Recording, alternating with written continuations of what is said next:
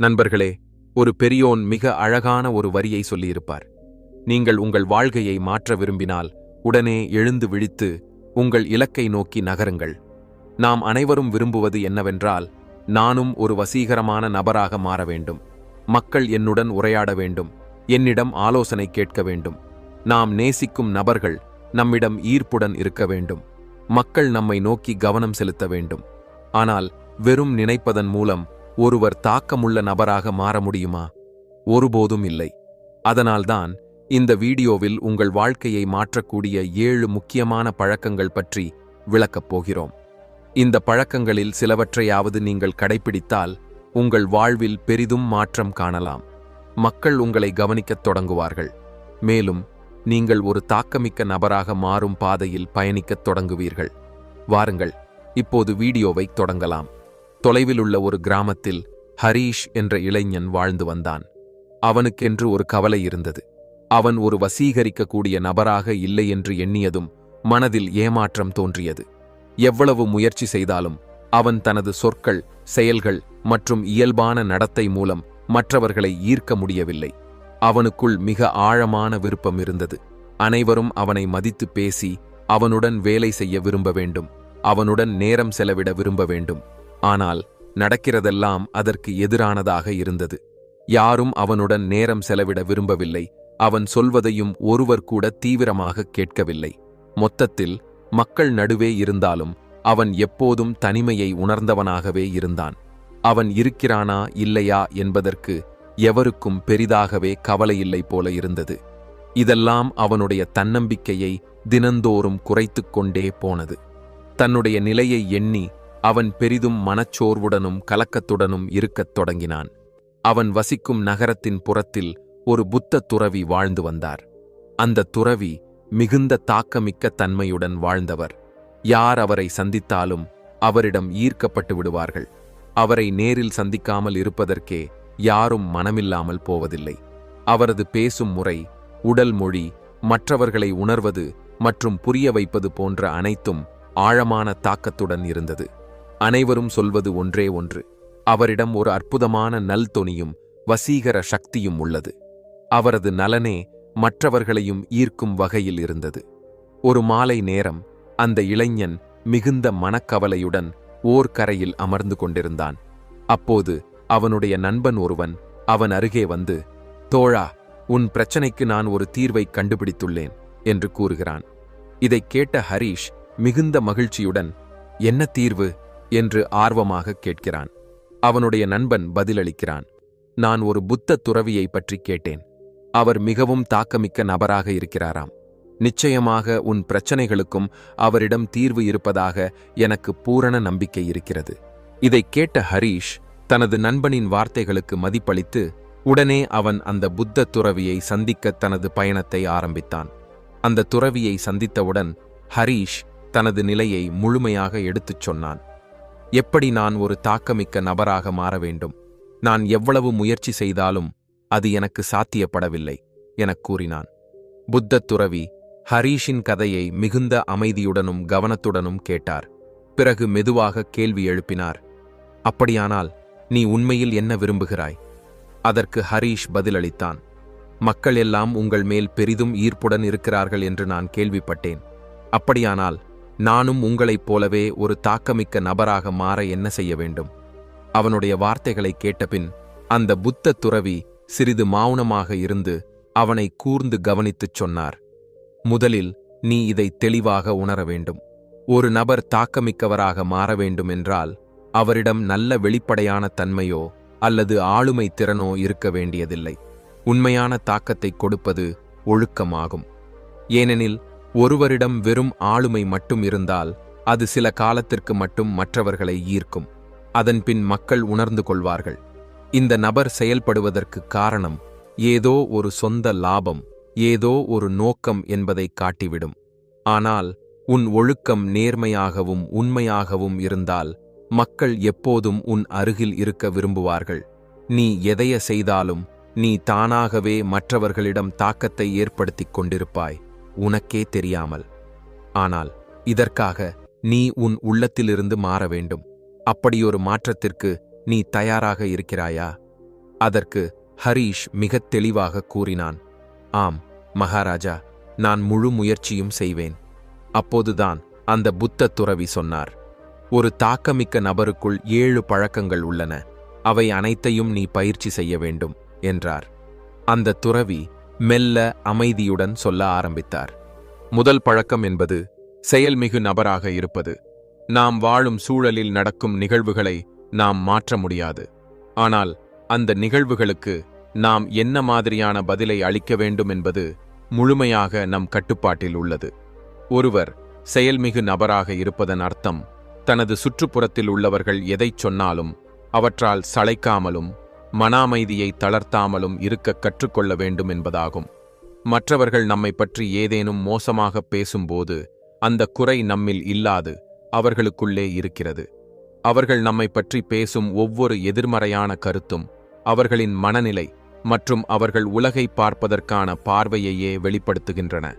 ஒரு செயல்மிகு நபர் மிக மோசமான சூழ்நிலைகளிலும் பாதிக்கப்படாமல் இருக்கிறான். எப்படிப்பட்ட நிலை வந்தாலும், எச்சரிக்கையற்ற காலநிலை வந்தாலும், வீட்டில் ஏதேனும் பிரச்சனை எழுந்தாலும் கூட அவனை அதனால் கலக்கமடைய முடியாது. அவர் எந்த நேரத்திலும் மனநலனுடன் இருப்பார். வறுமை வந்தாலும் துன்பம் வந்தாலும் அது அவனுடைய மனதிலோ அல்லது செயலிலோ பாதிப்பு ஏற்படுத்தாது. அவன் மனமுழுக்க மகிழ்ச்சியாகவும் அமைதியாகவும் வாழ்ந்து விடுவான். அப்படி ஒரு நபர் மிக மோசமான சூழ்நிலைகளிலும் புகார் கூறாமல் அமைதியாக தனது கடமையை செய்து வருவான். மிகச்சிறந்த காலத்திலும் கூட வெறியாய் ஆடம்பரத்துடன் நடந்து கொள்ளாமல் அவன் தன்னை கட்டுப்பாட்டுடனும் அமைதியுடனும் வைத்துக் கொள்வான். செயல்மிகு நபருக்கு எதிர்மறையானவனாக இருப்பது பதிலளிக்கும் நபராகும். அந்த நபர் தன்னை சுற்றியுள்ள சூழலால் மிக எளிதில் பாதிக்கப்படுகிறான். யாராவது அவனை பழித்தால் உடனே மனதளவில் சோர்ந்து விடுவான். யாராவது புகழ்ந்தால் அவன் மிகுந்த மகிழ்ச்சியில் ஆழ்ந்து விடுவான். அவனுடைய உணர்வுகள் அனைத்தும் மற்றவர்கள் செய்யும் செயல்களை பொறுத்தே அமைகின்றன. ஒருவேளை அவனுடன் ஏதேனும் மோசமானது நிகழ்ந்தால் அவன் கூட தன் இயல்பை மாற்றி மோசமான நபராக மாறிவிடுவான். இவ்விதமான பதிலளிக்கும் நபர் ஒருபோதும் ஒரு தாக்கமிக்க நபராக மாற முடியாது. ஏனெனில் அவனுடைய வாழ்வின் கட்டுப்பாடு மற்றவர்கள் கையிலே இருக்கிறது. யாராவது அவனை நசுக்க விரும்பினால், சிறிது பழி கூறினாலே, சற்று கோபப்படுத்தினாலே அவன் பதறி போய்விடுவான். ஆனால் செயல்மிகு நபரின் கட்டுப்பாடு முழுவதும் அவனுடைய கையிலே இருக்கும். அவனை யாராலும் கவலையடைய வைக்க முடியாது. அவன் மனதில் எந்த அச்சமும் இல்லை. மற்றவர்கள் என்ன சொல்கிறார்கள், அவர்கள் என்ன நினைக்கிறார்கள் என்றெல்லாம் அவனுக்கு பெரிதாக தாக்கமில்லை. இத்தகைய செயல்மிகு நபரே உண்மையான தாக்கமிக்க நபராக அறியப்படுகிறான். எனவே நீயும் ஒரு செயல்மிகு நபராகவே இருக்க வேண்டும், பதிலளிக்கும் நபராக அல்ல. இரண்டாவது பழக்கம், முடிவை கண்முன் வைத்து செயல்படுதல். இதன் அர்த்தம் என்னவென்றால், நீ ஏதேனும் ஒரு பெரிய இலக்கை நிர்ணயிக்கிறாயானால் அதற்கு பின்னிய காரணம் என்ன, அதை எவ்வாறு நிறைவேற்றப் போகிறாய் என்பதையும் நீ தெளிவாக அறிந்திருக்க வேண்டும். அதாவது, நீ எந்த ஒரு செயலையும் தொடங்கும் முன்பே, நான் ஏன் இதைச் செய்கிறேன், எப்படிச் செய்கிறேன் என்பதற்கான பதில்கள் உறுதியாகவும் தெளிவாகவும் இருக்க வேண்டும். மற்றும் ஒருமுறை நீ உன் செயலுக்கான ஏன் மற்றும் எப்படி என்பதை அறிந்துவிட்டாயானால், அதன்பின் உன் அன்றாடச் செயல்கள், சிறிய முயற்சிகள் அனைத்தும் அந்த இலக்கை நோக்கியே செல்ல வேண்டும். அவை உன் திட்டத்தோடு பொருந்த வேண்டும். உதாரணமாக, நீ உன் உடல் எடையை குறைக்க வேண்டும் என்று தீர்மானிக்கிறாயானால் அதற்கேற்ற வகையில் அனைத்து நாட்களிலும் முயற்சி செய்ய வேண்டும், வியர்த்து உழைக்க வேண்டும். அப்படி செய்யவில்லை என்றால் உன் அன்றாட முயற்சிகளும் இலக்கும் திட்டமும் ஒன்றோடு ஒன்று பொருந்தாதவையாகிவிடும். அப்போது உன் சொற்களும் செயல்களும் வெவ்வேறாகத் தோன்றும். இவ்விதமாக நடக்கும்போது மக்கள் ஒருபோதும் உன் மேல் ஈர்ப்பு கொள்ள மாட்டார்கள். எனவே நீ ஒரு தாக்கமிக்க நபராக மாற விரும்புகிறாயானால் நீ செய்கிற ஒவ்வொரு செயலுக்கும் காரணமும் முடிக்க வேண்டிய வழிமுறையும் தெளிவாக இருக்க வேண்டும். அத்துடன் உன் சிந்தனைகளும் செயல்களும் அந்த காரணத்துடன் இணைந்திருப்பதே அவசியம். மூன்றாவது பழக்கம், முக்கியமான காரியங்களை முதலில் செய்யுங்கள். ஒரு நாளில் நம்முடைய முன் எண்ணற்ற வேலைகள் குவிந்து கிடக்கும். ஆனால் அந்த எல்லாவற்றையும் ஒரே நாளில் செய்ய இயலாது. அதனால்தான் நாம் மிக முக்கியமான காரியங்களை முதலில் செய்வதற்கே முன்னுரிமை அளிக்க வேண்டும். ஆனால் முக்கியமான காரியம் என்றால் என்ன? நாம் நமக்குள்ளே மிக மதிப்பாகவும் ஆழமானவையாகவும் கருதும் செயல்களே முக்கியமான காரியங்களை முதலில் செய்வது. அதாவது நம்முடைய நேரத்தையும் சக்தியையும் நாம் வைக்கும் இலக்குகளுக்கும் வாழ்க்கையின் பெரும்பொருளுக்கும் உரிய காரியங்களுக்கே அர்ப்பணிப்பதை குறிக்கின்றது. ஆனால் நீ அத்தகைய முக்கியமான காரியங்களையும் முழுமையாகச் செய்து முடிக்க முடியாமல் இருக்கிறாயானால் அதற்குக் காரணம் நீ ஒழுக்கமற்றவன் என்பதில்லை. மாறாக நீ இதுவரை உனக்கான முக்கியமான காரியங்களை உன் மனதிலும் உள்ளத்திலும் எப்போதும் நிலைத்து நிற்கும்படி வைத்ததே இல்லை என்பதே உண்மை. நீ ஒருபோதும் உனக்காக அவை ஏன் முக்கியம் என்பதை யோசிக்கவில்லை. அதனால்தான் நீ அவற்றை முழுமையாகச் செய்ய முடியவில்லை. உண்மையான பிரச்சனை வேலை அதிகமாக இருப்பதல்ல, மாறாக தேவையற்ற வேலைகளுக்கு இல்லை என்று சொல்ல இயலாததுதான். எப்படியென்றால், நீ மிகவும் முக்கியமான ஒரு வேலை செய்து கொண்டிருக்கிறாய். அப்போதுதான் உன் நண்பன் ஒருவன் வந்து, வா கொஞ்ச நேரம் வெளியே செல்லலாம் என்று சொல்வான். ஆனால் உன் மனதில் உண்மையில் முக்கியமான வேலை நிலைத்திருப்பதாயின் அவனை அன்புடனும் மரியாதையுடனும் நிதானமாகவும் இப்போது முடியாது நண்பா என்று கூறிவிட்டு உன் வேலைக்கு திரும்பிச் செல்ல வேண்டும். அதுவே சரியான அணுகுமுறை. ஒரு நாளில் உள்ள தேவையற்ற வேலைகளை நீ செய்யவே கூடாது. முதலில் உன் மிக முக்கியமான காரியங்கள் முடியும் வரை. இதையெல்லாம் அடிப்படையில் புரிந்து கொண்டாயானால் நிச்சயமாக உனக்கு புலப்படும் தாக்கமிக்க நபர்கள் மாதிரியே உன்னாலும் மாற முடியும். 4வது பழக்கம் என்னவென்றால், எந்த ஒரு செயலிலும் நம்மை மட்டுமல்ல பிறரையும் பயனடையச் செய்வதை குறிவைக்க வேண்டும். பெரும்பாலான மனிதர்கள் தங்களது வாழ்நாளை மற்றவர்களுடன் ஒப்பீடு செய்து போட்டி போட்டுக்கொண்டு கழிக்கிறார்கள். அவர்கள் வெற்றியை மற்றவர்கள் தோல்வியில்தான் காண்கிறார்கள். அதாவது, நான் வென்றால் நீ தோல்வியடைய வேண்டும், நான் தோல்வியடைந்தால் நீ வெற்றியடைந்து விடுவாய் என்பது போன்ற எண்ணத்துடன் வாழ்கிறார்கள். இந்த வகையான வாழ்க்கை வெற்றி தோல்வி என்ற விளையாட்டாகவே மாறிவிடுகிறது. ஆனால் உண்மையில் பலனை ஏற்படுத்தும் மனிதர்கள் போட்டியைக் காட்டிலும் இணைந்து செயல்படுவதில் அதிக நம்பிக்கையுடன் இருக்கிறார்கள். அவர்கள் இந்த உலகில் எல்லோருக்கும் போதுமான வளங்கள் உள்ளன என்று நம்புகிறார்கள். எனவே யாரும் பங்கற்றதாக இருக்கக்கூடாது என எண்ணுகிறார்கள். அதேபோல் இந்த கொள்கையை அவர்கள் உறவுகளிலும் பின்பற்றுகிறார்கள். எப்போது யாரையாவது குறித்து தீவிரமான கருத்து மோதல் ஏற்பட்டாலும் அதை உள்ளத்தில் பதுக்காமல் நேரடியாக அவரிடம் சொல்லி இருவருக்கும் ஏற்ற ஒரு நடுநிலை வழியை தேடுகிறார்கள். இது இருவரும் வெற்றி பெற்றது போலவே அமையும். ஒருவர் தோற்கடிக்கப்பட்டவர் போல உணர வேண்டியதில்லை. இப்படியாக அவர்கள் மனமாற்றங்களை தீர்த்து உறவுகளை இன்னும் வலுப்படுத்துகிறார்கள். அதனால் நீ இப்போது புரிந்திருக்க வேண்டும். உண்மையிலேயே பயனுள்ளவனாக வேண்டுமெனில் நீ உன் நலனுடன் பிறருடைய நலனையும் சிந்திக்க கற்றுக்கொள்ள வேண்டும்.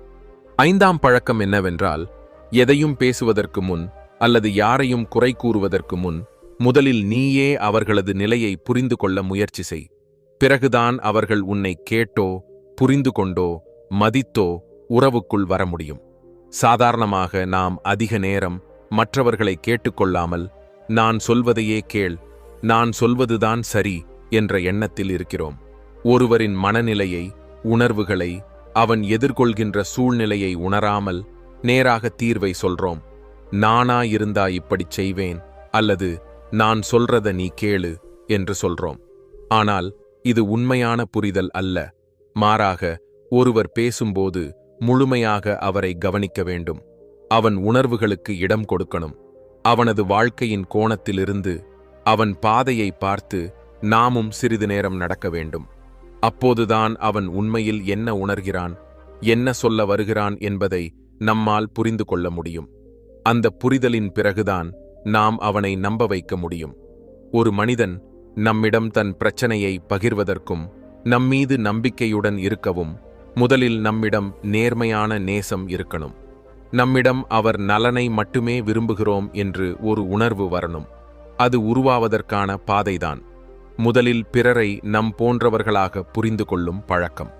அப்போதுதான் நாமும் அவர்களிடம் உண்மையாக பேச முடியும். அவர்கள் நம்மை புரிந்து கொள்வதற்கும் மனதிறக்க வாய்ப்பு ஏற்படும். இதுவே ஒரு தாக்கம் கொண்ட மனிதனாக மாற்றும் 5ஆம் விதி. 6வது பழக்கம், தாக்கத்தை ஏற்படுத்தக்கூடியவர்கள் எப்போதும் பரஸ்பர ஒத்துழைப்புடனும் நல்ல புரிதலுடனும் செயல்படுகிறார்கள்.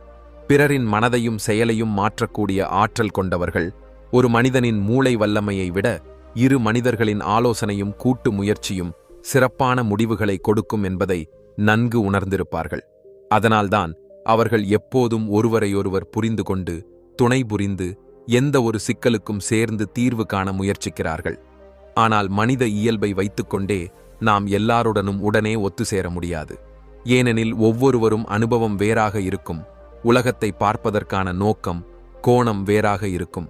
ஆனால் உண்மையாக தாக்கத்தை ஏற்படுத்தும் மனிதர்கள் இதை புரிந்து கொள்கிறார்கள். அதனால்தான் பிறர் என்ன நினைக்கிறார்கள் என்பதை கேட்டறிந்து புரிந்து கொண்டு அவர்களது பார்வையையும் மதிக்கிறார்கள். கருத்து வேறுபாடுகளை விட்டுவிட்டு கூட்டாக செயல்படுகிறார்கள். ஏனெனில் ஒவ்வொருவருக்கும் தங்களுக்கே உரித்தான சிறப்பும் சிந்தனையும் அனுபவமும் இருக்கும். அப்படி வெவ்வேறு அனுபவங்களும் பார்வைகளும் கொண்டவர்கள் ஒன்றாகச் சேர்ந்தால்தான் அந்த குழுவின் முடிவுகள் ஒரே மனிதன் செய்ததை விட சற்றும் முந்தியதாகவும் புதியதாகவும் இருக்கும். அதனால்தான் தாக்கத்தை ஏற்படுத்தும் மனிதர்கள் தமக்கு பூரணமாக இருப்பவர்களுடன் இணைந்து செயல்படுவதில் ஆர்வம் காட்டுகிறார்கள். ஏனெனில் அவர்கள் புதியதை கற்றுக்கொள்ள விரும்புகிறார்கள். முன்னர் அனுபவிக்காத ஒன்றை புதிய கோணத்தில் உணர விரும்புகிறார்கள். இதுவே ஒரு மனிதனை உண்மையிலேயே தாக்கம் ஏற்படுத்தக்கூடியவராக்கும் 6வது விதி. 7வது, பலத்தை கொண்டவர்கள் தம்மை உடலால், மனதால், உணர்வால் மற்றும் ஆன்மீகத்தால் எழுச்சியுடன் வைத்துக் கொள்வதற்காக நாள்தோறும் ஏதாவது ஒன்றைச் செய்கிறார்கள். அவர்கள் மிகவும் தெளிவாக புரிந்து வைத்திருக்கிறார்கள். அவர்களுடைய வாழ்க்கையில் மிக முக்கியமானவை யாதெனில் அது அவர்களது உடலும் மனதும் தான். இதை பலமாகவும் புத்துணர்ச்சியுடனும் வைத்திருக்க அவர்கள் நாள்தோறும் ஏதாவது புதியதை படிக்கிறார்கள், கற்றுக்கொள்கிறார்கள் அல்லது அனுபவிக்கிறார்கள். தம்முடைய உடலை வலிமையாகவும் ஆரோக்கியமாகவும் வைத்திருக்க அவர்கள் ஒவ்வொரு நாளும் ஏதாவது உடற்கல்வி நடவடிக்கையிலும் ஈடுபடுகிறார்கள். அது உடற்பயிற்சி இருக்கலாம் அல்லது யோகா சாதனையாக இருக்கலாம். தங்களுடைய மனதை புதிய தகவல்களால் நிரப்புவதற்காக அவர்கள் எப்போதும் ஏதாவது புதியதை படிக்கிறார்கள் அல்லது கற்றுக்கொள்கிறார்கள். இதற்காக அவர்கள் புத்தகங்களை படிக்கிறார்கள், புதியவர்களுடன் உரையாடுகிறார்கள் அல்லது புதிய இடங்களுக்கு பயணிக்கிறார்கள். பலர் வாழ்க்கையிலேயே பலம் கொண்டவர்களாக இருக்கிறார்கள். ஏனென்றால் அவர்கள் என்றும் கற்றுக்கொண்டே இருப்பவர்கள், தங்களை எப்போதும் புதுப்பித்துக் கொள்பவர்களாக இருக்கிறார்கள். உணர்ச்சி மட்டத்திலும் தங்களை புத்துணர்வுடன் வைத்துக்கொள்ள அவர்கள் தியானம் செய்கிறார்கள் அல்லது தனிமையை நாடுகிறார்கள். சில நேரங்களில் தாங்களே தம்முள் புதுமையை வரவழைக்க அவர்கள் சில நாட்களுக்கு புற உலகத்திலிருந்து தங்களை முற்றிலும் விலக்கிக் கொள்கிறார்கள். இவற்றுடன் கூடுதலாக அவர்கள் ஆன்மீக ரீதியாகவும் செயல்படுகிறார்கள். தங்கள் இறை நம்பிக்கையை பொறுத்து வழிபாடு, ஜெபம் அல்லது இறைவனின் தியானத்தில் ஈடுபடுகிறார்கள். எளிய சொற்களில் சொல்வதானால் பலத்தமையுடையவர்கள் என்றும் தம்மை மேம்படுத்திக் கொண்டே இருக்கிறார்கள். தங்களது உடல், மனம் மற்றும் ஆன்மாவை என்றும் புத்துணர்வுடன் வைத்துக் கொள்கிறார்கள். மிகவும் கூர்ந்து பார்த்தால் இந்த 7வது பழக்கமே எல்லாவற்றிலும் முக்கியமானதும் ஆழமானதுமான பழக்கம் என்பதே தெளிவாகிறது. ஏனெனில் இதுவின்றி மற்ற 6 பழக்கங்கள் அவ்வளவாக சக்தி வாய்ந்ததாக இருக்க முடியாது. யாரேனும் ஒரு நபர் எவ்வளவுதான் பெரும் தாக்கம் கொண்டவராக இருந்தாலும் அவர் தம்மை உடலால், மனதால், உணர்வால் மற்றும் ஆன்மீக ரீதியாக புத்துணர்ச்சியுடன் வைத்துக் கொள்ளவில்லை என்றால் காலப்போக்கில் அவரின் தாக்கம் குறைந்து போய்விடும். இதுவே ஒருவரை மிக பலமான நபராக மாற்றக்கூடிய 7 பழக்கங்கள். இந்த பழக்கங்களை ஒவ்வொருவரும் தங்களுடைய வாழ்வில் ஏற்படுத்திக் கொண்டால் அவர்கள் அனைவரும் பலத்தமையுடைய நபர்களாக மாற முடியும். புத்த துறவியின் இந்த வார்த்தைகளை முழுமையாக கேட்ட பிறகு அந்த இளைஞனுக்கும் இப்போது நம்பிக்கை வந்திருந்தது. இந்த 7 பழக்கங்களையும் தன் வாழ்வில் செயல்படுத்தினால் நிச்சயமாகவே தானும் ஒரு மிக தாக்கமுள்ள நபராக மாற முடியும். இதற்காக அந்த துறவிக்கு நன்றியை தெரிவித்துக் கொண்டு மகிழ்ச்சியுடன் தன் நண்பருடன் அங்கிருந்து புறப்பட்டான். நண்பர்களே, இதுவரை நாம் நம்மை உயர்தன்மையுள்ள மனிதராக மாற்ற பின்பற்ற வேண்டிய பழக்கங்களை பார்த்தோம். இந்த பழக்கங்களுடன் சேர்ந்து நம் வாழ்க்கையில் எப்பொழுதும் நமக்கு துணையாக இருக்கக்கூடிய சில விஷயங்களை சில கதைகளாக பார்க்கலாம். முதலாவது கதை, இன்பமும் துயரமும் பற்றிய ரகசியம். ஒரு நாள் ஒரு குருவும் அவருடைய சீடனும் ஒரு வெறிச்சோடிய காட்டின் வழியாக பயணம் செய்து கொண்டிருந்தனர். நடுவில் சீடன் தனது குருவிடம் கேட்டான், குருதேவா, ஏன் சிலர் எதுவுமே இல்லாமலே இருக்கிறார்கள், ஆனாலும் மிகுந்த சந்தோஷத்துடனும் ஆனந்தத்துடனும் வாழ்கிறார்கள்? அதேபோல சிலருக்கு எல்லாமே இருந்தும் அவர்களின் முகத்தில் துக்கம் தெளிவாக தெரிகிறது. இதற்கு காரணம் என்ன? அதற்கு குரு அருகில் இருந்த ஒரு உலர்ந்த பூவை சுட்டிக்காட்டி சொன்னார். இது சிந்திக்க வேண்டிய விஷயம். ஒரு பூவானது நான் நேற்றுக்கே உலர்ந்து விட்டேன் என்று நினைத்தால், அல்லது நாளை மறுபடியும் உலர்ந்து விடுவேனே என்ற பயத்தில் இருந்தால், அது ஒருபோதும் முழுமையாக மலர முடியாது. தன் அழகான வடிவத்தை உலகிற்கு காட்ட முடியாது. தன் வாசனையை இயற்கையில் பரப்ப முடியாது.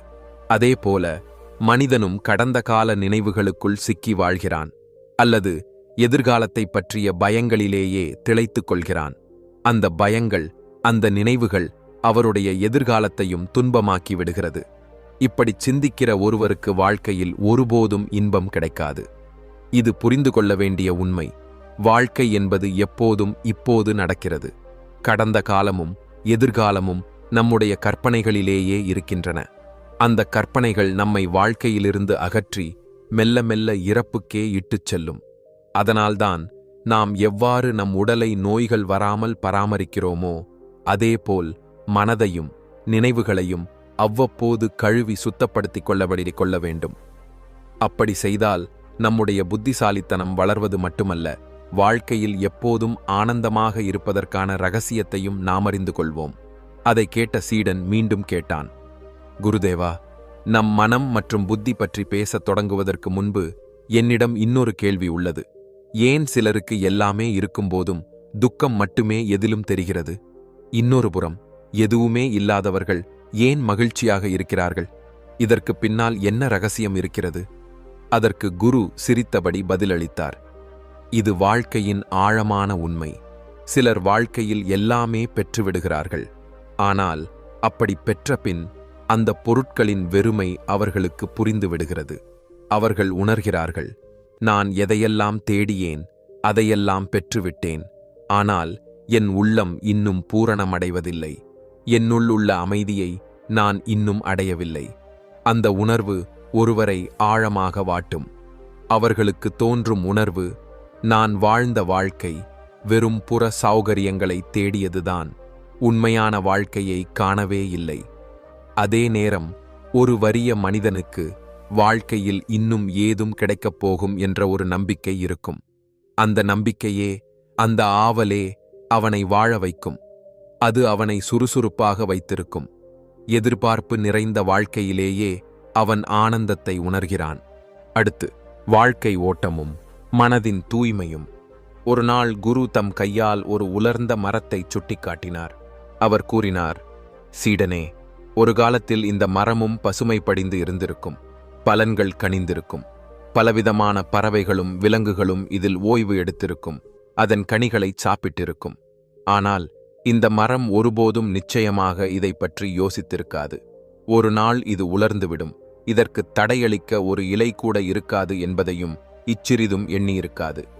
இதேபோல் மனிதனும் வாழ்க்கை ஓட்டத்தில் தொடர்ந்து ஓடிக்கொண்டே இருக்கிறான். ஆனால் அவன் மறந்து விடுகிறான், இந்த ஓட்டத்தின் கடைசி கட்டம் மரணம்தான் என்பதையும். நிச்சயமாக ஒரு நாள் அவன் ஓட்டம் நிறைவடையும். ஆனால் அவன் எப்போதும் முதலிடம் பிடிக்க வேண்டும் என்பதிலேயே கவனம் செலுத்துகிறான். வாழ்க்கையின் ஒவ்வொரு நிகழ்வையும் நம் மனத்தில் சற்று நின்று சிந்தித்து பார்ப்பதற்கு நாம் நேரம் ஒதுக்கவில்லை. அதன் முடிவும் தாக்கமும் என்ன என்பதையும் நாம் கண்டு கொள்ளவில்லை. அவன் எதையாவது சேர்ப்பதிலேயே உள்ளவன். ஆனால் ஒரு நாள் அவன் உடல் அழிந்துவிடும். செத்த உடல் தூளாகிவிடும். ஆனால் அவன் சேர்த்த செல்வம் எல்லாம் இதே உலகில் மீதமாயிருக்கும்.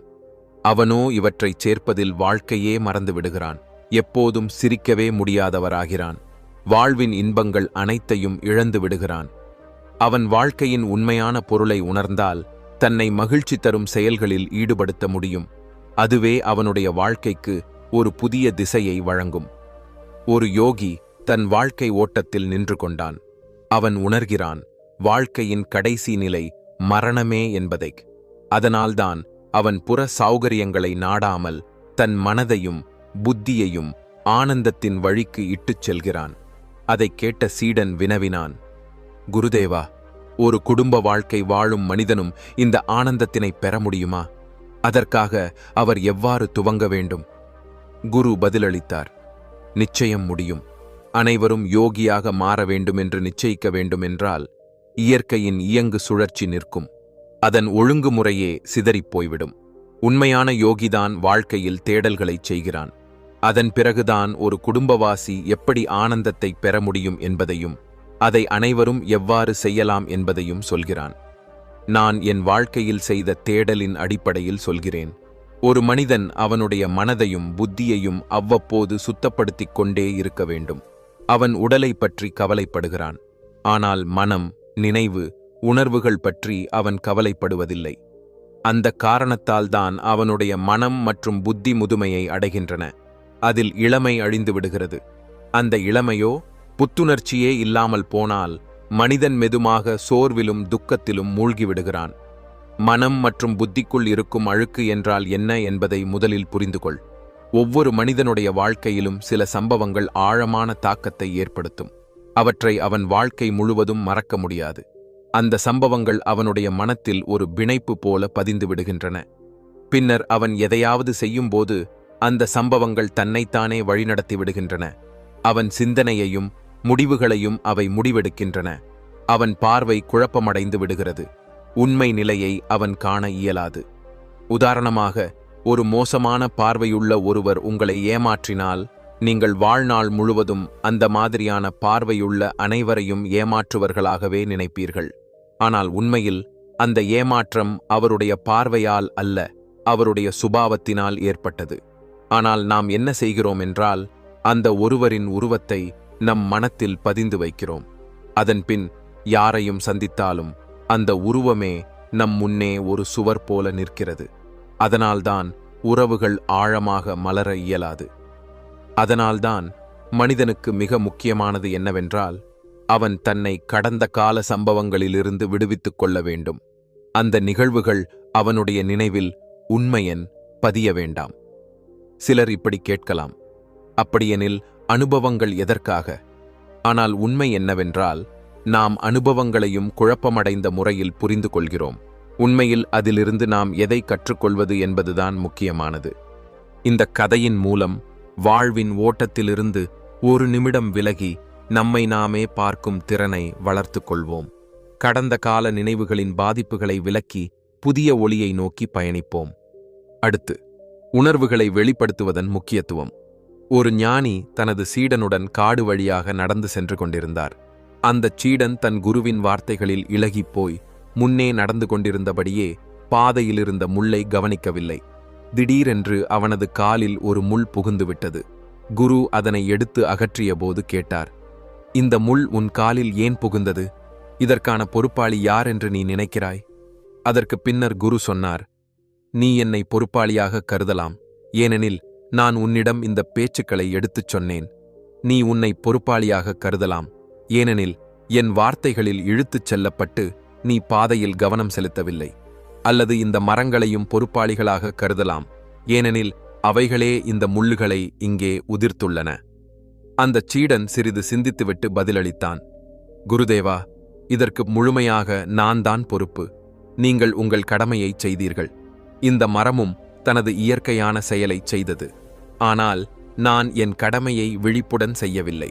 நான் நடக்கும்போது கவனத்துடன் இருந்திருந்தால், உங்கள் பேச்சில் முழுமையாக கரைந்துவிடவில்லை என்றால் இந்த முள் என்னை தாக்கியிருக்காது. எனவே தவறு என் தவறே. அதைக் கேட்டு குரு அவனை பாராட்டி முதுகில் ஒரு நன்மை தட்டுதல் கொடுத்தார். பின்னர் கூறினார், எந்த ஒரு நிகழ்வும் நம்மை உள்ளால் பாதிக்கும்போது அதை நம்முள் வைத்துக்கொள்ளாமல் வெளியே கொண்டு வர வேண்டும். அதற்கு எளிய வழி நம் உணர்வுகளை வெளிப்படுத்த கற்றுக்கொள்ள வேண்டும். அதை நம் இதயத்தில், நம் மனதில் அடக்கி பதித்து வைத்திருக்கக் கூடாது. நீங்கள் உங்களின் உணர்வுகளை மற்றவர்களுக்கு வெளிப்படுத்தும்போது உங்களின் உள்ளார்ந்த சுமை குறையும். சிலர் அவர்களின் உணர்வுகளை வெளிக்காட்டாமல் உள்ளேயே அடக்கி வைத்துக் கொள்கிறார்கள். அவர்கள் பெரும்பாலும் மனத்தில் துக்கத்தில் இருப்பார்கள். ஆனால் எப்போதும் அதை வெளிக்காட்ட மாட்டார்கள். அதே சமயம் சிலர் உள்ளார்ந்ததை உள்ளேயே வைத்துக்கொள்ள முடியாதவர்களாக இருப்பார்கள். அவர்களுக்கு ஏதேனும் நல்லது அல்லது கெட்டது நடந்தால் அவர்கள் உடனே அதை வெளிப்படுத்தி விடுவார்கள். அவர்களின் உணர்வுகளை பகிர்ந்து விடுவார்கள். நீங்களும் பார்த்திருப்பீர்கள். இவ்வாறு உணர்வுகளை வெளிப்படுத்தக்கூடியவர்கள் வாழ்க்கையில் மகிழ்ச்சியாக இருப்பார்கள். இயற்கையாக உண்டாகும் உணர்வுகளை நாம் அடக்கக்கூடாது. எதையும் ஒடுக்கக்கூடாது. ஏனெனில் ஒவ்வொரு உணர்வையும் அடக்க முயன்றால் அவை நம்மை உள்ளே கொதிக்க வைத்துக் கொண்டே இருக்கும். சீடனே, உன் மனம் ஒரு நிகழ்வால் பாதிக்கப்பட்டு அழ வேண்டும் என நினைக்கிறதா? அழு, முழுமையாக கண்ணீர் விடு, அதை தடுத்து வைக்காதே. அதேபோல ஒரு நிகழ்வால் உன் மனம் மகிழ்ச்சியடைய விரும்புகிறதா? மகிழ்ச்சியுடன் ஆடு, பாட்டு பாடு, அந்த உணர்வை வெளிக்கொணரு. இவ்வாறு நாம் ஒரு உணர்வை முழுமையாக அனுபவித்து வெளிக்கொண்டு வந்துவிட்டால் அந்த நிகழ்வுகள் நம்மை விடும். நம்முடைய மனம் மெதுவாக ஒளிவடைகிறது. குரு மேலும் விளக்கினார். எப்படி ஒரு நதியிலிருந்து வேகமாக ஓடும் நீர் தடைகளை உடைத்துக் கொண்டு செல்லுகிறதோ, அதுபோல் நம் உணர்வுகளையும் நம்முள் சுதந்திரமாக ஓடவிட்டால் அவை உள்ளார்ந்த தடைகளை உடைத்துவிடும். அதன் பின் விளைவாக அந்த மனக்கசடு வெளியேறும். நம் மனம் தூய்மையடையும். பலரது வாழ்க்கையிலும் அவர்கள் ஒரு நிகழ்வை மனத்தில் அடக்கிக் கொள்கிறார்கள். ஏனெனில் அவர்கள் இப்படி சிந்திக்கிறார்கள்: இந்த விஷயம் மற்றவர்களுக்கு தெரிய வந்தால் அவர்கள் என்ன நினைப்பார்கள்?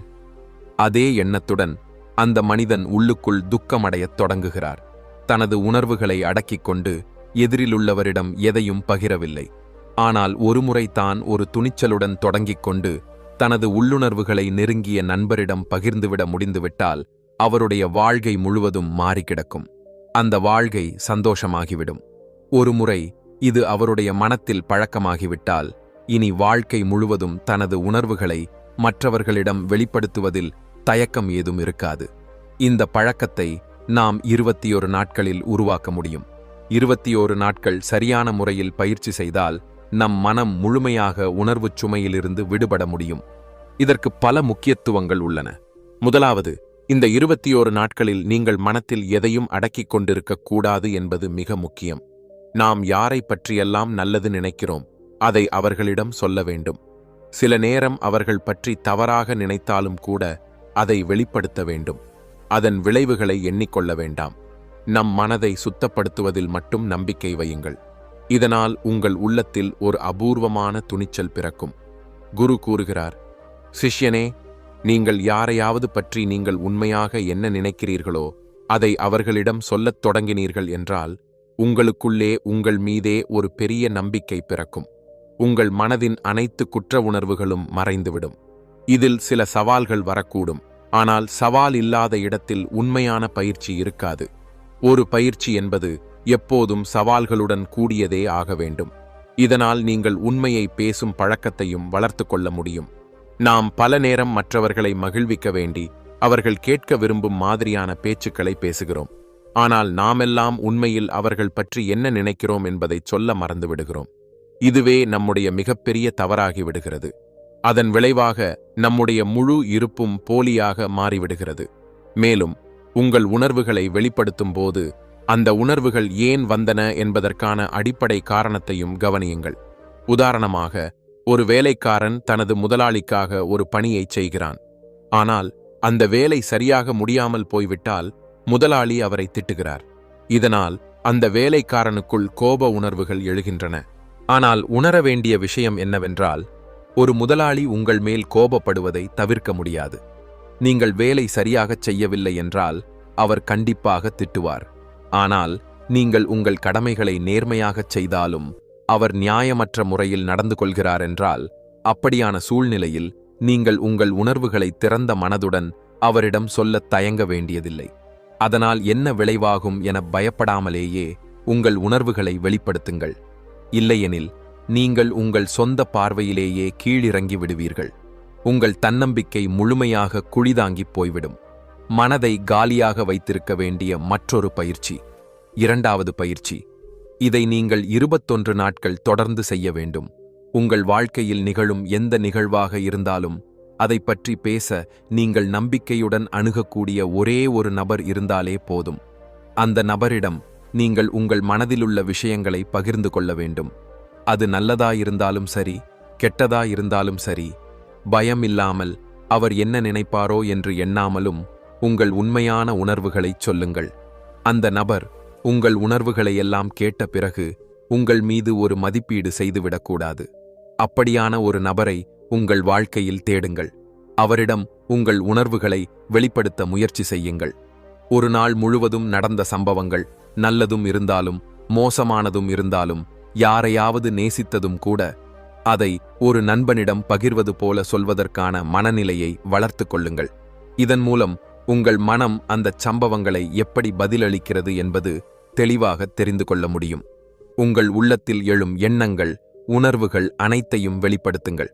அப்போதுதான் உங்கள் மனம் முழுமையாக காலியாகும். இவ்வாறு பேசிக்கொண்டிருந்த குருவும் சிஷ்யனும் அந்த காட்டை நழுவிச் செல்லச் செல்ல இறுதியில் அவர்கள் தங்களது ஆசிரமத்தை அடைந்துவிட்டார்கள். நண்பர்களே, கதையை தொடரும் முன் இந்த வீடியோ பிடித்திருந்தால் வீடியோவிற்கு லைக் செய்து வீடியோவை தொடரவும். அடுத்தது, நாம் செய்யக்கூடிய வேலைக்கு நாம் கொடுக்க வேண்டிய மதிப்பு. முகேஷ் மற்றும் மிஸ்டர் குமார் கதையின் பாடம். அது வேலையா? அந்த வேலைக்கெல்லாம் மதிப்பா இருக்குமா?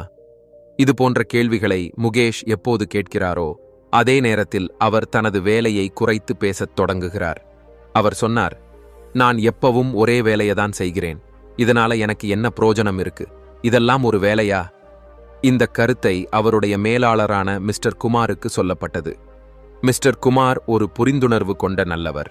அவர் முகேஷை அமைதியாக பேச வைத்து அவருடைய வேலையின் முக்கியத்துவத்தை விளக்கினார். அவர் முதலில் கேட்டார், முகேஷ், முதல்ல நீங்க செய்வது என்ன வேலைன்னு சொல்லுங்களேன். முகேஷ் பதில் அளித்தார், எங்களுடைய கம்பெனியின் தயாரிப்பில் என்னென்ன தவறுகள் இருக்கு, அது எப்படி சரி செய்யலாம் அப்படின்னு பார்க்கிறது தான் என் வேலை. மீண்டும் அதே மாதிரியான தவறுகள் வராம இருக்க என்ன செய்யலாம் என்பதையும் கவனிக்கிறேன். முகேஷ் பேசி முடிந்தவுடன் மிஸ்டர் குமார் புன்னகையுடன் சொன்னார், உங்க வேலை பற்றிய நல்ல புரிதல் உங்ககிடம் இருக்கு, அது ரொம்ப நல்ல விஷயம். நீங்க சொன்னது போல உங்க வேலை என்பது தயாரிப்பை இன்னும் சிறப்பாக உருவாக்குவதற்கும் அதில் வரும் பழைய தவறுகளை தவிர்ப்பதற்குமான ஒரு முக்கியமான பொறுப்பு. அதை கேட்டு முகேஷ் சம்மதமாக தலையாட்டினார். பிறகு குமார் கேட்டார், அப்படின்னா ஒரு தயாரிப்பை உருவாக்குறதுல இவ்வளவு பெரிய பொறுப்பை கம்பெனி உங்க மேல வைக்கிறப்போ நீங்க உங்க வேலையை எப்படி முக்கியமில்லாதது மாதிரி நினைக்கிறீங்க? பொதுவாக தயாரிப்பை நேரடியாக உருவாக்குறவங்க தான் முக்கியமானவர்கள்னு நம்ம நினைக்கிறது சகஜம்தான். ஆனா உண்மையில் ஒவ்வொரு வேலைக்கும் தனி முக்கியத்துவம் இருக்கு. உங்க வேலை முக்கியமில்லை என்றால் கம்பெனி உங்க மேல் இந்த அளவு செலவழிக்காது. நிச்சயமாக உங்க வேலை எவ்வளவு பாக்கியம் என்பதை கம்பெனி புரிந்து செய்கிறது. அதனால்தான் அந்த பொறுப்பை உங்க கையில கொடுத்திருக்கிறாங்க. நீங்க முழு மனதோடு பாருங்க, உண்மையிலே உங்க வேலைதான் மிக முக்கியமான வேலை. அடுத்த கதை. ஒன்றுபாடும் புத்திசாலித்தனமும். அகில வானில் வெள்ளை புறாக்களின் ஒரு குழு உயர்ந்தபடி பறந்து கொண்டிருந்தது. பெரிய பயணம், மிக நீளமான பாதை அவர்களை எதிர்நோக்கி காத்திருந்தது. அவர்கள் காலையில் பறக்கத் தொடங்கியதிலிருந்து பல மணி நேரம் கடந்திருந்தது. பறந்து பறந்து அவர்கள் சோர்ந்து போயினர். சூரியன் உக்கிரமாக தலைக்கேறிக் கொண்டிருந்தது. புறாக்களுக்கு பட்டினி வேதனை ஏற்படத் தொடங்கியது. அந்த நேரத்தில் அவர்கள் கீழே நோக்கிய போது நிலத்தில் நிறைய அரிசி மணிகளை கண்டனர். அவர்கள் ஒருவருக்கொருவர் கூறினர், செல்லங்களா, கொஞ்சம் நேரம் நின்று இதிலிருந்து கொஞ்சம் சாப்பிட்டு விட்டு பின்பு பயணத்தை தொடரலாம். அப்போதும் அந்த கூட்டத்தில் ஒரு முதிய புறா சுற்றியுள்ள பகுதிகளை கவனித்துப் பார்த்தான். அங்கே எங்கும் மனிதர்கள் கூட இல்லாதது போல இருந்தது. வீடுகளும் இல்லாமல் வெறிச்சோடி இருந்தது. அவன் எண்ணினான், அப்படியானால் இந்த அரிசி மணிகள் இங்கே எப்படி வந்தன? இது இயல்பான விஷயம் போல தெரியவில்லை, ஏதோ வஞ்சகம் இருக்கிறது. அவன் மற்ற புறாக்களிடம் கூறினான், நண்பர்களே, எனக்கு தோன்றுவது போல இது ஒரு சிக்கல் ஏற்படுத்தும் சூழ்நிலை. தயவு செய்து கீழே இறங்காதீர்கள். ஆனால் எவரும் அவனுடைய வார்த்தையை கவனிக்கவில்லை. அனைவரும் வேகமாக கீழ் இறங்கி அரிசி மணிகளை தூக்கத் தொடங்கினர். பல்வருடங்களுக்குப் பிறகு இவ்வளவு நல்ல உணவை கண்டதற்காக அவர்கள் மிகவும் மகிழ்ச்சி அடைந்தனர். அனைவரும் தங்களது வயிற்றை நன்கு நிரப்பியதும் கூறினர், சரி, இப்போ நாம புறப்படலாம். ஆனால் அதே நேரத்தில் அவர்கள் பறக்க முயன்றபோது ஏதும் விபரீதமாய் உணர்ந்தனர். அவர்கள் பறக்க முடியவில்லை. அவர்கள் கால்கள் அனைத்தும் ஒரு வலையில் சிக்கிக் கொண்டிருந்தன. அந்த அரிசி மணிகள் ஒரு பஞ்சாயத்துக்கான எரிகணையாக இருந்தன. தாங்கள் செய்த தவறுக்காக அவர்கள் வருத்தமடைந்தனர். முதிய புறா அருகிலுள்ள மரத்தில் அமர்ந்திருந்தது. இது அனைத்தையும் பார்த்து கொண்டிருந்தது. அவன் உடனே பறந்து எங்கும் தேடினான். தூரத்தில் ஒரு பறவையை வேட்டையாடும் மனிதன் பக்கமாக வந்து கொண்டிருந்தான். அவன் உடனே திரும்பி வந்து மற்ற புறாக்களிடம் சொன்னான், நாம் விரைவில் ஏதாவது ஒரு வழியை எண்ண வேண்டும், இல்லையென்றால் அந்த மனிதன் வந்து நம்மை பிடித்து விடுவான். அப்போதுதான் அவன் கூறினான், நண்பர்களே, ஒற்றுமையில் வலிமை இருக்கிறது. நாம் எல்லாரும் ஒன்றாக ஒரு நேரத்தில் பறக்க முயற்சிக்கிறோம் என்றால் இந்த வலை நம்மை தடுக்க முடியாது. அவன் எண்ணினான். 1, 2, 3, பறப்போம். அனைத்து புறாக்களும் ஒரே சமயத்தில் வலிமையாக எழுந்தனர். வலையுடன் அவர்கள் உயர்ந்தனர். அந்த வேட்டையாடு மனிதன் வரும்போது அவர்கள் ஏற்கனவே வலையுடன் பலோடி உயரத்தில் பறந்து விட்டிருந்தனர். அவன் பார்த்து கொண்டே நின்றான். புறாக்கள் வலையுடன் வெற்றிகரமாக காற்றில் கலந்துவிட்டனர். முதிய புறா அந்த கூட்டத்தின் தலைவராக முன் பறந்தது. அவர்கள் நீண்ட தூரம் பறந்தபின் ஒரு இடத்தில் இறங்கினர். அங்கு அவர்கள் நண்பர்கள் எலிக்குழு வசித்து வந்தது. அந்த எலிகள் தங்கள் கூரிய பல்லுகளை பயன்படுத்தி வலையை கடித்து புறாக்களை விடுவித்தனர். இந்த முறையில் முதிய புறாவின் புத்திசாலித்தனமும் அனைவரும் ஒன்றாகச் செயல்பட்ட ஒற்றுமையும் காரணமாக அந்த குழுவின் அனைத்து புறாக்களும் பாதுகாப்பாக மீட்கப்பட்டனர். முடிவு: ஒற்றுமையும் விவேகமுமே வெற்றிக்கு பாதை. அடுத்த கதை: தனிமணியும் கல்லும். ஒரு நகரத்தில் ஒரு சிறந்த பணக்காரர் வாழ்ந்தார். அவரது பெயர் தனிமணி.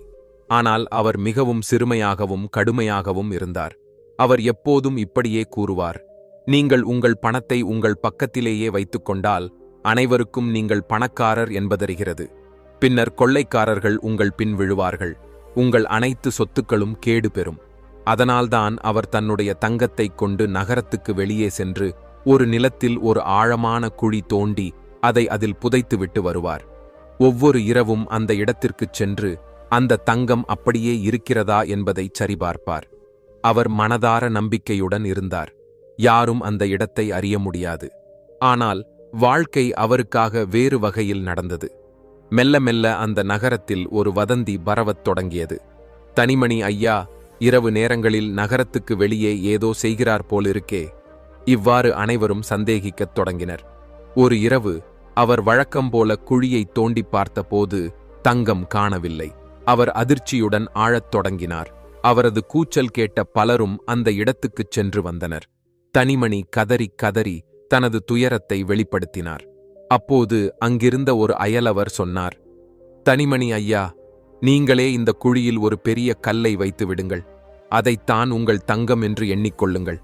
இது கேட்ட தனிமணிக்கு கோபம் வெடித்துவிட்டது. நீங்கள் என் தங்கத்தை கல்லோடு ஒப்பிடுகிறீர்களா என்று அவர் உமிழ்ந்தார். அயலவர் அமைதியாக பதிலளித்தார்: இதை பாருங்க தனிமணி ஐயா, நீங்கள் அந்த தங்கத்தை ஒருபோதும் பயன்படுத்தவில்லையே. ஒரு கல்லைப் போலவே அதை புதைத்து வைத்திருந்தீர்கள். அதனால் அந்த இடத்தில் தங்கம் இருக்கட்டும், இல்லையென்றால் ஒரு கல் இருக்கட்டும். உண்மையில் வேறுபாடு என்ன இருக்கிறது? அந்த வார்த்தைகள் உண்மையாயிருந்தன. தனிமணி தன்னுடைய மதிப்புமிக்க தங்கத்தை கல்லுக்குச் சமமாக மாற்றிவிட்டார். அதன் பிறகு அவர் கடுமையாக உழைத்து மீண்டும் பணம் சம்பாதித்தார். ஆனால் இப்போது அவர் பழையபடி குடில்வலிக்காரராக இல்லை. தன்னுடைய பணத்தை அவர் தனது வாழ்க்கையிலும் பிறர் நலனுக்காகவும் செலவழிக்கத் தொடங்கினார். நண்பர்களே, இதுவரை நாம் நம்மை உயர்தன்மையுள்ள மனிதராக மாற்ற பின்பற்ற வேண்டிய பழக்கங்களை பார்த்தோம். இந்த பழக்கங்களுடன் சேர்ந்து நம் வாழ்க்கையில் எப்பொழுதும் நமக்கு துணையாக இருக்கக்கூடிய சில விஷயங்களை சில கதைகளாக பார்க்கலாம். முதலாவது கதை: கண்ணில்லாத தாயின் காதல். ஒரு கண்ணில்லாத பெண் இருந்தாள். அவளுக்கு ஒரு மகன். அந்த பையன் பள்ளிக்குச் செல்லும் போதெல்லாம் தன் சக நண்பர்களின் இழிவுகளால் வேதனை அடைவான். கண்ணில்லாதவளோட பையன் வந்துட்டான். எப்போதும் அதே வார்த்தைதான். அதனால் அவன் தன் தாயிடம் வெறுப்பு கொள்வது போல ஆகி அவளை பள்ளிக்கூடம் வரவைக்கவே விரும்பவில்லை. முன்பைப் போல் உரையாடவும் இழுத்தாடியான். அவளோ எதையும் கூறாமல் அவனை வளர்த்தாள், படிக்க வைத்தாள், வாழ்க்கையில் உயரச் செய்தாள். காலம் கடந்தது. அவன் வளர்ந்து ஒரு பெரிய மனிதனானான். பணமும் புகழும் வந்தது. ஆனால் தாயை தன்னுடன் வைத்துக்கொள்ள மனமில்லை. தனியாகவே வீடு எடுத்தான். தாயோ அவனிடம் அன்புடன் வருவாள். ஆனால் அவன் வீட்டுக்குள்ளேயே இருந்தாலும் காப்பாளரிடம் சொல்வான்: சொல்லுங்க, நான் இல்ல. ஒரு நாள் அந்த மூத்த வயதுடைய தாய் அவன் வீட்டுக்கு வந்தாள். என் சாமியைக் காணணும் என்றாள் காப்பாளரிடம். அவன் உள்ளே சென்று கேட்டபோது அவன் வழக்கம் போலவே கூறினான்: சொல்லு, நான் வீட்ல இல்ல.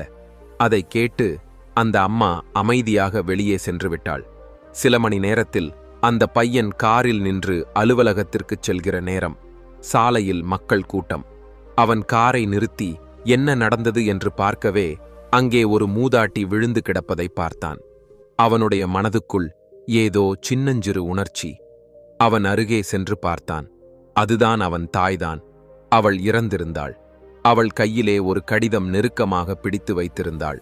அவனது கையை நீட்டி அதை கழற்றி எடுத்தான். அந்த கடிதத்தில் எழுதப்பட்டிருந்தது: கண்ணே, சிறுவயதில் நீ விளையாடும்போது உன் ஒரு கண் காயமடைந்தது. டாக்டர்கள் இனிமேல் பார்வையில்லை என்றனர். அதனால் நான் என்னுடைய ஒரு கண்களை எடுத்து கொடுத்து உனக்கு கொடுத்தேன். நீ பார்வையுடன் வாழணும் என்பதற்காகவே. நீ வாழும் ஒவ்வொரு தருணத்திலும் என் பார்வை இருக்கட்டும் என்றுதான்.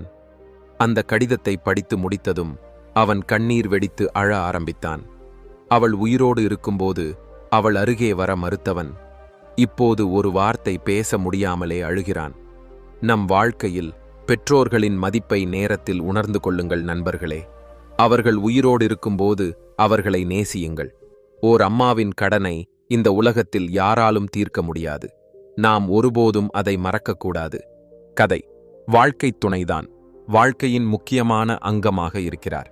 கல்லூரியில் இனிமையான திருமண வாழ்வு என்ற தலைப்பில் ஒரு நிகழ்ச்சி நடத்தப்பட்டது. அதில் சில திருமணமான தம்பதிகள் பங்கேற்றிருந்தனர். அந்த நிகழ்வுக்காக மேடைக்கு வந்த பேராசிரியர் அனைவரும் திருமணம் பற்றிய நகைச்சுவை சம்பாஷணைகளைச் செய்து சிரித்துக் கொண்டிருப்பதை கவனித்தார். அதை கவனித்த பேராசிரியர், வந்து முதலில் ஒரு விளையாட்டு விளையாடுவோம், அதற்கு பிறகு தலைப்பில் உரையாடலாம் என்றார். அனைவரும் ஆவலுடன் கேட்டனர். என்ன விளையாட்டு? பேராசிரியர் அப்போது ஒரு திருமணமான பெண்ணை அழைத்து, இந்த கருப்பு பலகையில் உனக்கே மிகவும் பிடித்தமான 7 பேர் பெயரை எழுது என்றார். அந்த பெண் முதலில் தன் பெற்றோர்கள், பிறந்த குடும்பத்தார், நண்பர்கள், அண்டைவாசிகள், வேலைக்கார நண்பர்கள் ஆகியோரின் பெயர்களை எழுதினாள். பின் பேராசிரியர், இதில் உனக்கு பிடித்தம் குறைவாக உள்ள 5 பேர் பெயரை அழித்துவிடு என்றார். அந்த பெண் வேலைக்கார நண்பர்களின் பெயர்களை அழித்தாள்.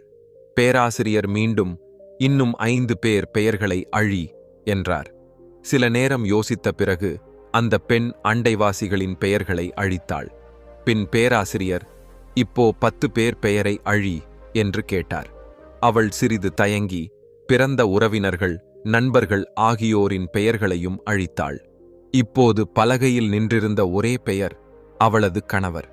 பேராசிரியர் அவளிடம், நீயும் உட்கார், இப்போது அனைவரும் கவனமாயிருக்கவும் என்று சொல்லிவிட்டு மற்றவர்களிடம் கேட்டார், ஏன் இப்படியொரு சூழ்நிலையில் கணவர் மட்டுமே கடைசி வரை நின்றார் என்பதை யாராவது விளக்க முடியுமா?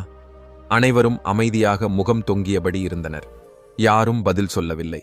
பேராசிரியர் மீண்டும் அந்த பெண்ணை எழுந்திருக்கச் சொல்லி கேட்டார், உனக்கு பிறந்த பெற்றோர்கள், உன்னை வளர்த்து பெரிதாக்கியவர்கள், அவர்களது பெயர்களை நீ அழித்து விட்டாய். நீ பெற்றெடுத்த மகனின் பெயரையும் நீ அழித்து விட்டாய். ஏன்? அந்த பெண் மெதுவாக பதிலளித்தாள், அப்பா, அம்மா முதுமை அடைந்தவர்கள். இன்னும் சில வருடங்களில் அவர்கள் என்னையும் இந்த உலகத்தையும் விட்டு பிரிந்து விடுவார்கள். என் மகன் வளர்ந்த பிறகு அவன் திருமணமாகும். திருமணத்துக்குப் பிறகு அவன் என்னுடன் வாழ்வான் என்றால் அது அவசியமில்லை. ஆனால் என் கணவர் மட்டும் நான் உயிருடன் இருப்பவரை என் உடலின் பாதியாகவே இருந்து என்னுடன் வாழ்வார். அதனால்தான் எனக்கு திருமண வாழ்க்கையில் என் கணவர்தான் எனக்கு மிகவும் அருமையானவர். அந்த கடைசி பதிலை கேட்ட அனைவரும் கைத்தட்டினார்கள். பேராசிரியர், மிகச்சரியாகச் சொன்னாய். நீ மற்ற யாரும் இல்லாமலும் வாழ முடியும். ஆனால் உன் உடலின் பாதியாக இருந்து கொண்டு வாழ்பவரான கணவரில்லாமல் வாழ முடியாது. நகைச்சுவையும் விளையாட்டும் இருக்கட்டும், ஆனால் உண்மையில் ஒவ்வொருவருக்கும் வாழ்க்கையில் மிக முக்கியமானவர் அவர்களது வாழ்க்கை துணைதான் என்றார். முடிவு: திருமணம் என்பது ஒரு உறவாக மட்டுமல்ல, அது ஒருவர் வாழ்வின் முதுகெலும்பாகும். வாழ்க்கையில் வரும் எல்லா உறவுகளும் மாறக்கூடும், ஆனால் வாழ்க்கை துணை மட்டும் உங்கள் நிழலாய் நின்று சேர்ந்து பயணிப்பார். இறுதியாக சில கதைகள். சூழ்நிலைகளை நமக்கு சாதகமாக மாற்றும் புத்திசாலித்தனம்.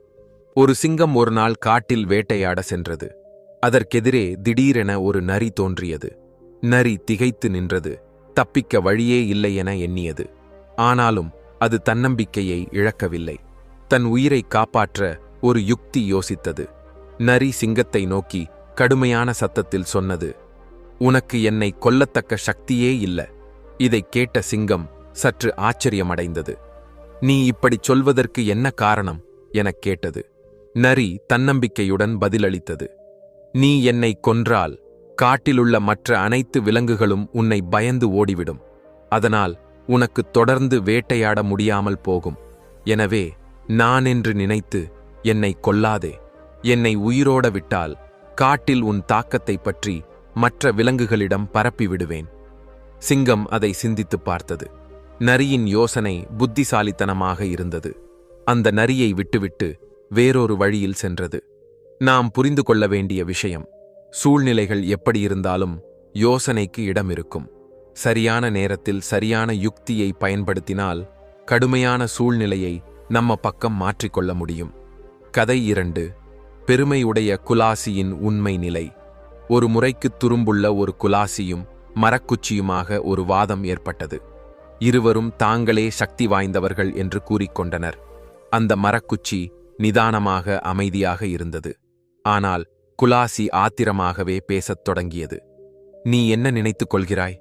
எனது சக்திக்கு நீ ஈடாகவே முடியாது. நான் பெரிய மரங்களை ஒரே தட்டில் வெட்டி கட்டலாம், நிலத்தை பிளந்து குளங்கள் தோண்டலாம். நீ என்னை பிடிக்கிறாயா?